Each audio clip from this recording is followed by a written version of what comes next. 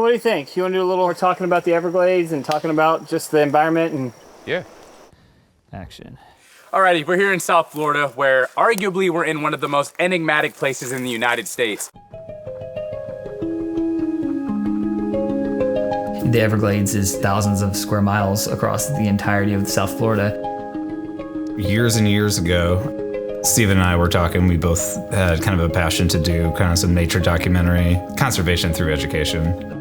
Invasive species are such a problem here because they outcompete the native wildlife that Florida has. So the native wildlife isn't used to their presence and is oftentimes just completely eaten by them. The kind of keystone popular invasive species in South Florida is a python. You're dealing with a snake that is so highly specialized to an aquatic ecosystem, so specialized to being an obligate carnivore. And once they hit a certain size, they're not gonna have any natural predators.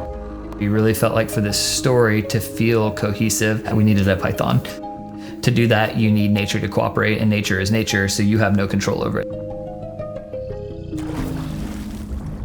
2 guys and 2 cameras, knee deep in the swamps. Yeah, so it's an hour 30 from here.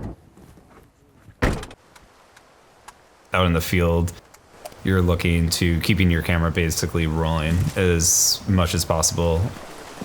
I was running GFX100 with the 19-35. They performed really well.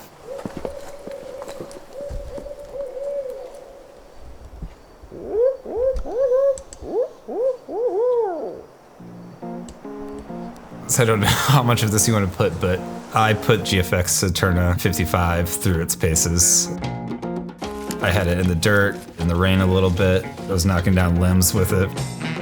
The 19-35 and the 32-90 pair really well because you have such a wide range of coverage. It's also got a very nice close focus and you're running autofocus. And it was perfect being able to go one hand down with the camera, adjusting the ND, flipping over to my T-stop and adjusting that. I was blown away by the power consumption.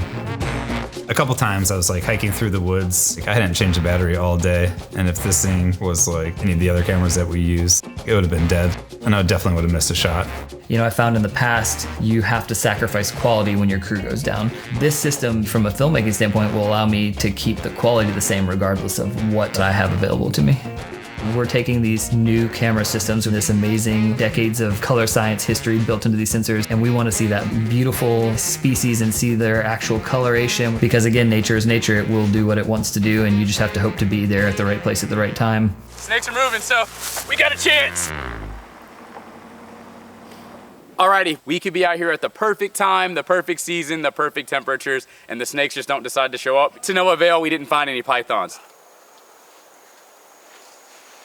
We worked with one of the most prolific python removers in the state. I catch them here year-round. They're hunting right along the edges here, looking for rats coming up and whatnot, and there are no more rabbits. They've eaten all of them. She said often in the summer she'll find 7 a night.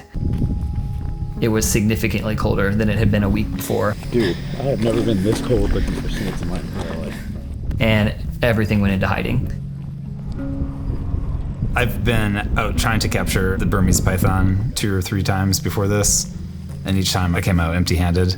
So I kind of thought 3rd time's a charm. No problem, that's not going to be an issue we're going to run into. And then of course, that's the main issue we ran into. Here, snaky snakes. You know what, I'm glad we're stocking up on all this B-roll now, because tomorrow and onward, it's Reptile City.